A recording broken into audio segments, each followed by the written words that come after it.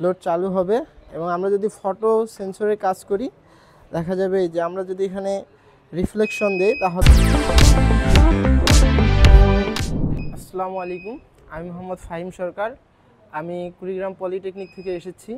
আমি এখানে গাজীপুরে মাল্টিপারপাস ইঞ্জিনিয়ারিং অ্যান্ড ইন্ডাস্ট্রিয়াল অটোমেশনে 6 দিনের কোর্সে অ্যাডমিশন হয়েছি। আমি এখানে কাজ শিখতেছি। সো আজকে আমি এখানে একটা কাজ শিখেছি।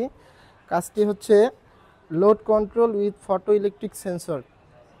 তো দেখা যাবে এখানে যদি আমরা সাপ্লাই প্রদান করি, তারপর যদি সুইচ অন করি, এখানে লোড চালু হবে এবং আমরা যদি ফটো সেন্সরে কাজ করি দেখা যাবে যে আমরা যদি এখানে রিফ্লেকশন দেই তাহলে এটা অটোমেটিকলি কাজ করবে এবং আবার যদি আমরা বাধা সরে দিই তাহলে আবার লোড চালু হবে। একটা লোড বন্ধ হবে, আবার আরেকটা লোড চালু হবে। তো ধন্যবাদ সবাইকে।